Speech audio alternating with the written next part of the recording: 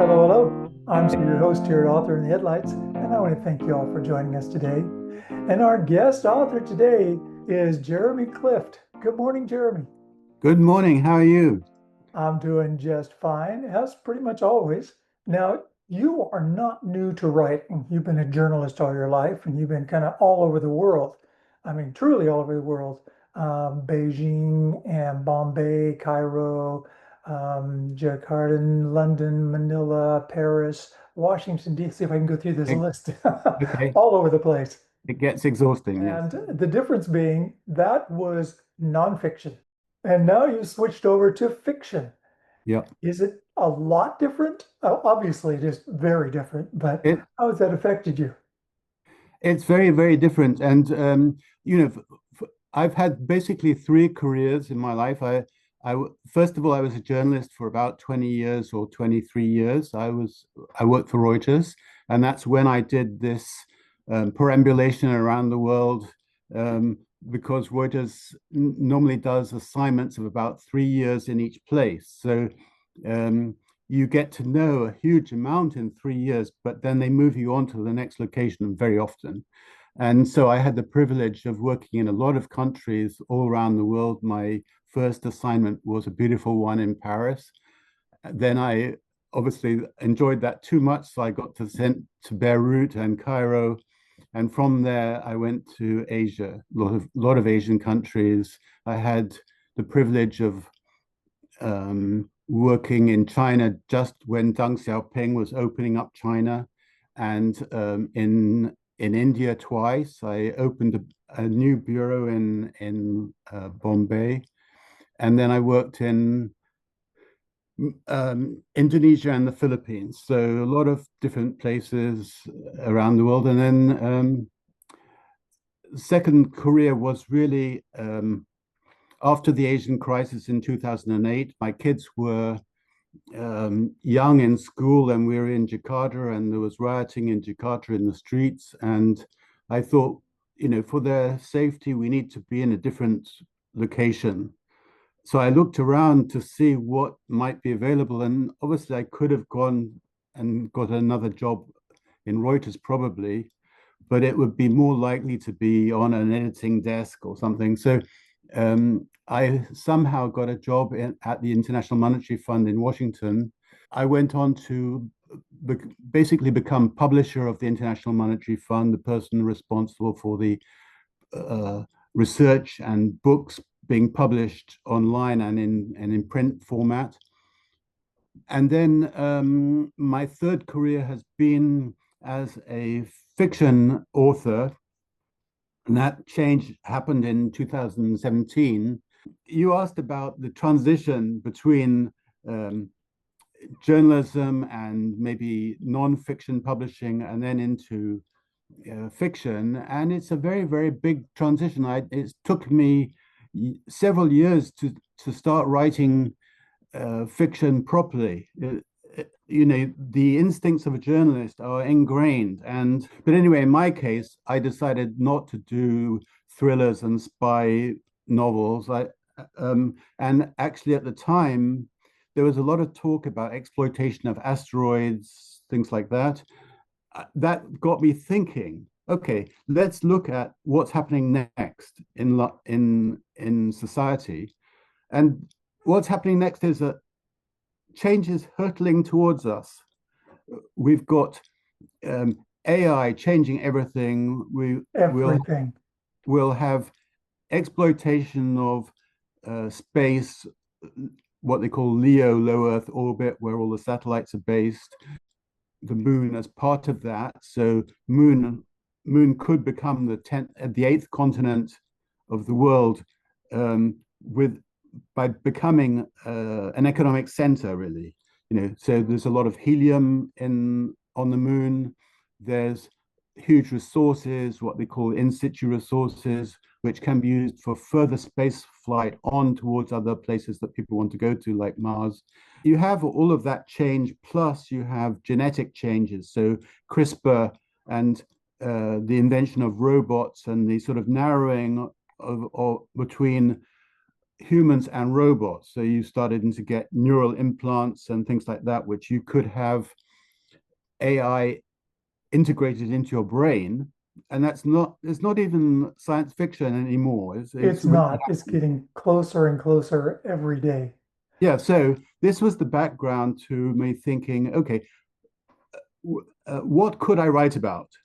And so I thought, okay, this is interesting. Where is humanity headed, and what's going to happen? So I thought we need a human-based story. It can't be about economics or something. It has to be human-based. So I was thinking, what happens if you have children born on one of these new space habitats and they look down from their new habitat and they can see Earth? They've never been there. And this happened when I lived in India for a little bit.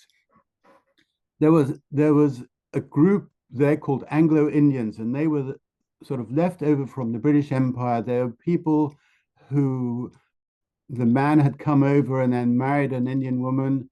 And there were a group of people, particularly in Calcutta, who thought of home as Britain, but they never ever lived in UK.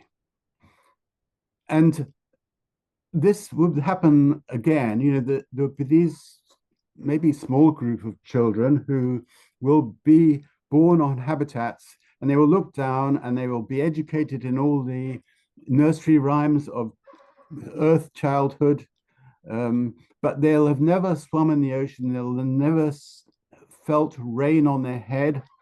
Um, so all these things are amazingly human aspects of space travel. What will it mean to people? Yeah. The first book, Born in Space, is about the interaction of motherhood and children and this new space. That's the Galaxy series that you've started here. Born in Space is book one. And then your newest that just came out, Space Vault, yeah, the seed eclipse, that's book that's one. two. The second book is about human life, essentially. So the space vault is a vault of seeds on the moon, and the idea is to preserve ancient seeds from catastrophic change on Earth. And we do have those seed vaults in the world Yes, right now. yes. There's actually quite a lot around the world, but the idea is, okay, here's the last one ever on the moon. And it's probably quite a good location to put one if you wanted to be more careful. But there's one in Norway, I think. There's several in different countries preserving their own heritages. So it's a very good idea to do it. Hmm. And it contrasts with corporations trying to homogenize things. So particularly trying to homogenize foods and life. So the second book is asking, what's it really mean to be human? And um, so in the second book, uh, the main character Tegan Ward has her own child instead of the seven were incubated in Born in Space. They were incubated children by a very clever doctor.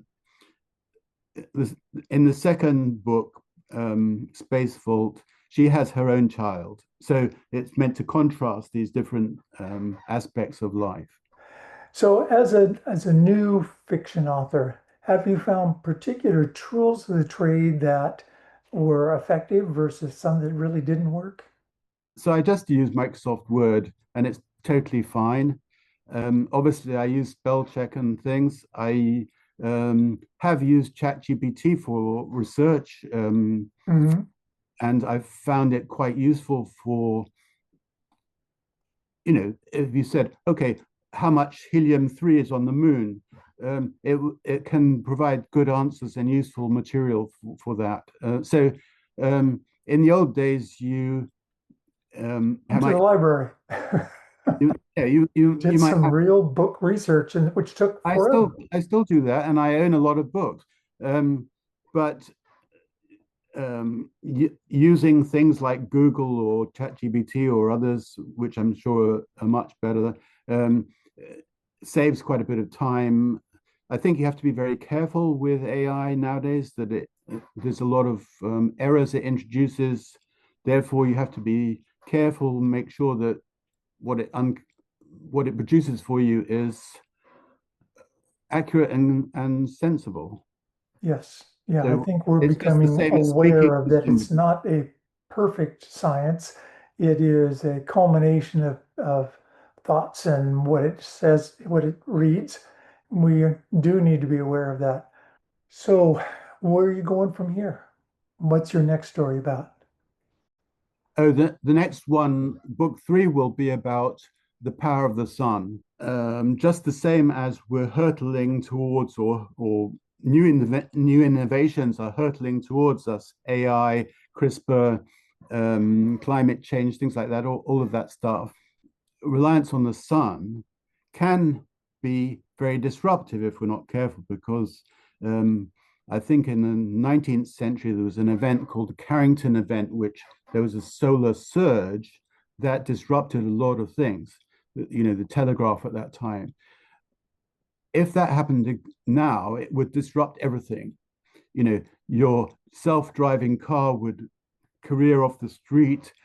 Your operating theater in a hospital would suddenly be disconnected in the middle of an operation. Pretty well known prospect that it's going to happen. It will someday. And how are we Right. going to handle that? I thought we'll look into that. Apparently, there is the um, under the last administration, there was a publication about a possible solar shield being constructed, which would obviously help with both climate change and moderation of solar surges. Um, uh, so if that was done, it would give somebody amazing power. And so it integrates these different aspects into the next book. Okay, well, when that book comes out, let me know and we'll have you back on here again. Okay, Jeremy, I want to say thank you again here. Jeremy Clift, science fiction wonder now, and his books will be available at DurhamandPublishing.com's bookstore. I do have my own website, jeremycliftbooks.com. Jeremy Clift, space fiction, is Galaxy series, Born in Space, and his newest Space Vault. And hang around for when he gets book three out. We'll have that on the show too. Ideal. Jeremy, thank you so much for being with us here at Author in the Headlights. Thank you so much for having me. Thank you. And for all of you out there, thanks for joining us. And until Good. next time.